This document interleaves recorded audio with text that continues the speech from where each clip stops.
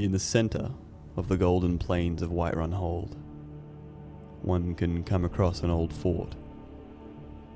Once a bastion of strength, the place has fallen to ruin, and now crawls top to bottom with bandits.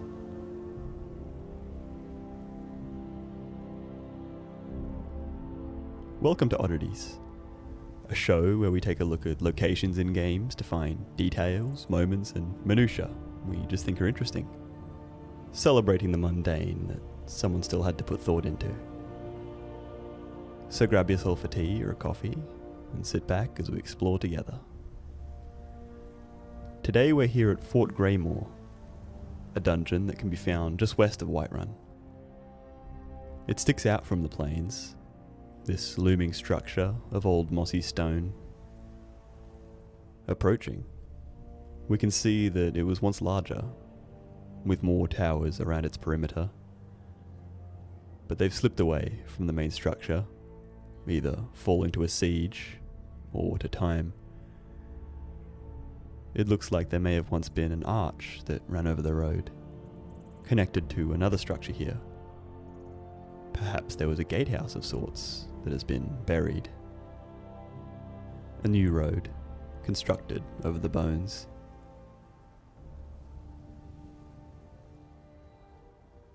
The bandits presumably constructed this wooden platform, which now serves as an extra watchtower to peer down the road, spying potential marks or incoming soldiers.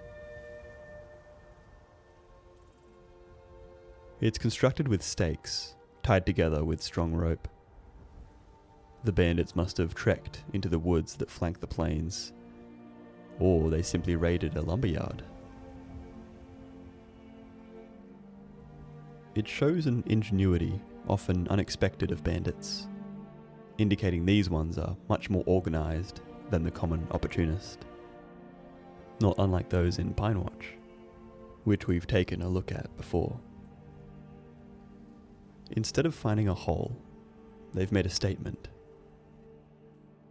taking a chunk of Whiterun from right under the Jarl's nose, he being preoccupied with the Civil War. Perhaps these bandits have more than simple thievery on their mind. Maybe a social statement is being made in protest, or a benefactor, like the Stormcloaks or Thalmor, have funded their hostile takeover, destabilizing the region further.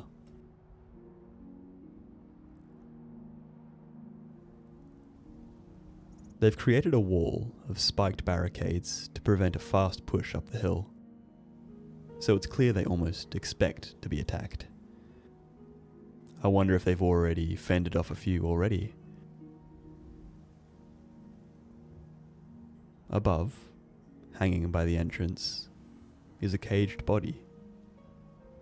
It's marked as a bandit, so this must have been one of their own, or a member of another nearby group. Perhaps they betrayed the clan somehow, snitching on them to the local authorities. Or they may have been a disagreement about something, of which this poor guy was the loser. I don't think he was dead when they placed him up there, likely perishing to the elements. The fort is nice and open inside, with plenty of space to train. They've repaired the fallen wall, and upon it, constructed their own forge, where a smith can craft new weapons and armour, fletch arrows and repair anything in need. Next to it are some old stables. There's nothing living in them at the moment, but the bandits could raise cows or goats should they wish, allowing them to hunker down here even more effectively with a constant source of milk.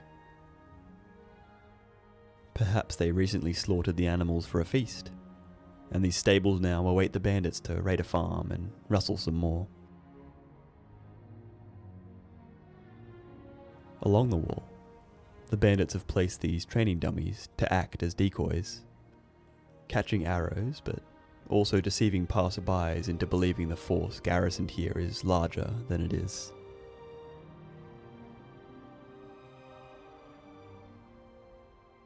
They've used the old architecture of the fort to build their own defences, constructing another wooden platform here in the bones of an old tower. The stone that still stands almost protects the newer structure from attack, the wood being much more susceptible to a fireball. Whomever was on watch here had decided to take a break, sipping on some blackbriar mead and serenading the fort with their flute. To not worry about the sound they're making shows the confidence they have in their defences. No need to duck and hide as travellers pass on the road. This is the only tower that still stands, and inside, the bandits have stored some of their supplies. Perhaps those they may need quick access to, like weaponry, potions, or ammunition.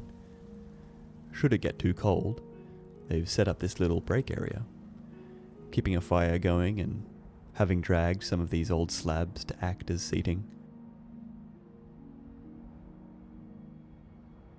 Just below the tower, we can find some of the woodwork they've been doing, splitting and sawing their lumber to bolster the walls.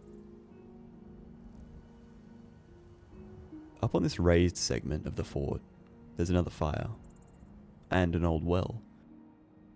It must be dried up, or unsafe to drink, for it's been boarded up.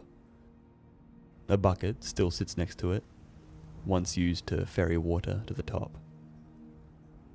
I wonder if various waterborne bacterias seeped through the well over the years, the bandits learning that the hard way. Entering the fort, we find it dark and damp, lit only by the glow of flickering candlelight.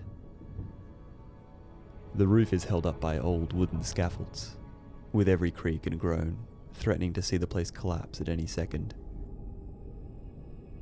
And indeed, there's rubble and debris around every corner. To our right we can find the kitchens, where the maid, Agnes, works diligently, roasting meats and boiling broths. She's got fish and bread, and countless bowls and plates to host any number of potential guests. Agnes mentions that these bandits aren't the first to take the fort. Over the years, many have claimed it, moving in and out as they continue to be raided by stronger parties. Perhaps every group leaves their own mark on the fort, building their own defences, which are then added upon by their successors. In the corner of the kitchen, they have some huge hay bales. These could be to stuff bedding, or to feed any animals they may keep in the stables. They'd better not delay in getting some more, for in these damp environs it won't be long before the hay rots. Below the kitchens, they have a storeroom. Someone has been busy splitting logs here to keep the fires fed, fending off the cold that would no doubt creep into the fort. Here they store ale, spare clothes, and sacks of fruits and vegetables. It seems, however, that they're having a bit of a pest problem, with these skeevers lying dead in traps around the room. An invading force might not even need to take the fort, for I'm sure disease will take these people before long. Down in this tunnel here, we can find that a bit of the chamber has flooded. These discarded buckets, probably an indication that someone was trying to scoop it out. I think they gave up. The tunnel leads out of the fort, a kind of escape route.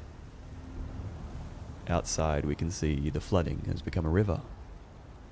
There must be damage somewhere within the tunnel, allowing this water to flow from some underground basin. Back at the entrance of the fort interior, we can instead head forwards to find some large cages in which prisoners were once kept. But all we find are charred remains. Perhaps this was a ransom that went unpaid. or an interrogation that left these poor victims without anything else to offer. Across from the cage, we can find a table topped with bones, with a bowl and fork just below. Maybe these bandits partake in cannibalism, consuming their victims as supplies dwindle. Or maybe this was a message. The bandits sending a piece of the corpse as a threat to an enemy faction, showing them what could happen should they try and take the fort. Nearby, under this archway and right before the stairs, we can find where the bandits probably relieve themselves. It looks like they might have stacked these slabs here themselves to allow for a bit of privacy. A bit awkward for anyone who might find themselves walking up the stairs though.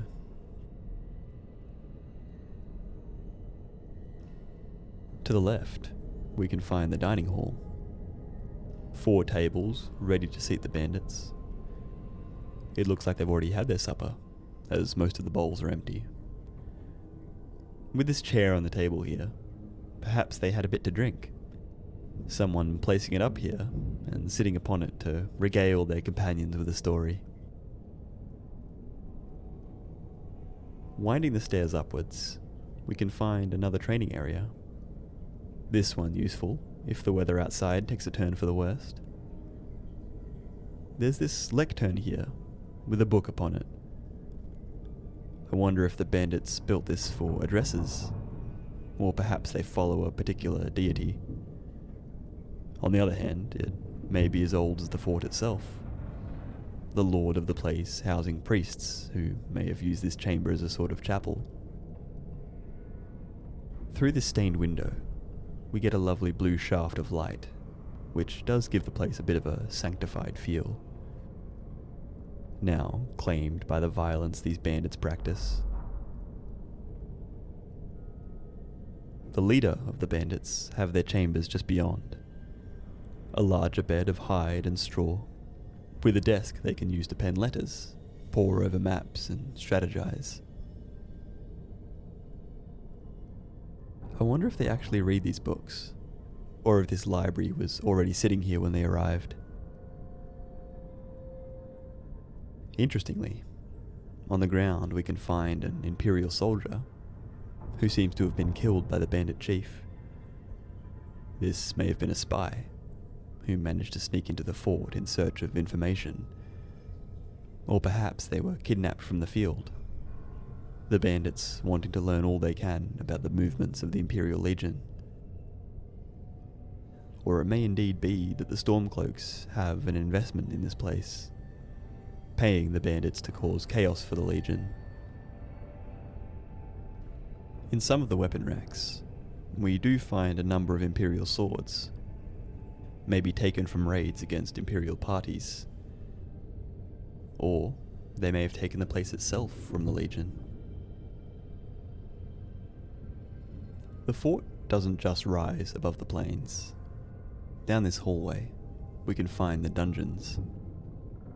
The floor is slick with spilled oil, probably from these barrels here.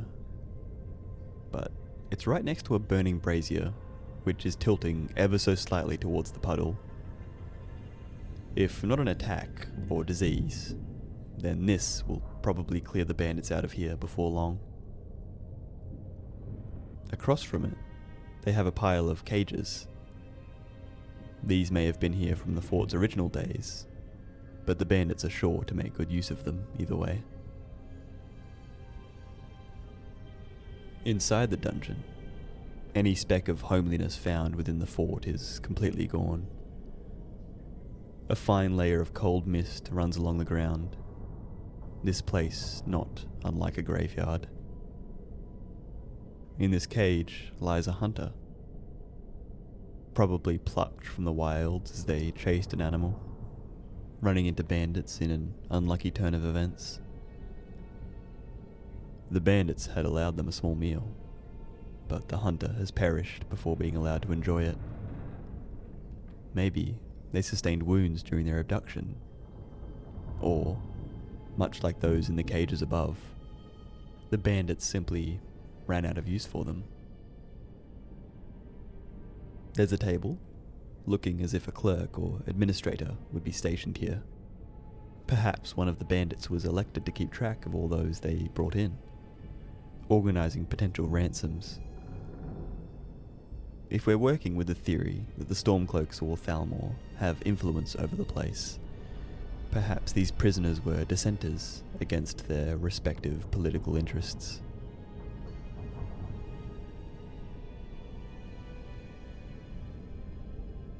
The fort continues down, deep underground to a hallway of cells, each of which are empty, or house more corpses.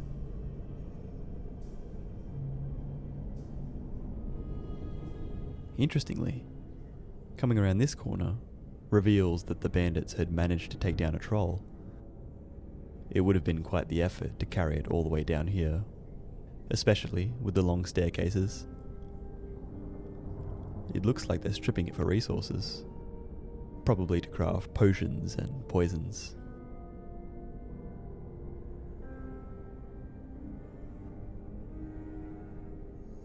And that's pretty much Fort Greymoor. An early game dungeon that has plenty of weapons and equipment we can nab to offload over at Bellathor's. The bandits here are strange, and seem to have their fingers in several different deals and rackets. It wouldn't do to leave be. The fields of Whiterun never knowing safety, until the fort stands empty once more.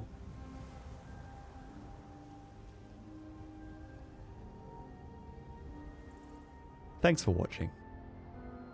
As always, if there's any games, moments, or details you'd like us to take a look at, let us know in the comments. Shout out to our members, Thane Krios 8, Anna A2640, Naj Kula, Renee, Patrick Connaughton 4171, Speed of the Earth, Nathan Armstrong 6085, and Aiden 839. Thank you all so much for your support. It means a lot. Stay tuned for more oddities, odysseys, open roads, observations, opinions, and live streams. And we'll see you in the next one. Cheers.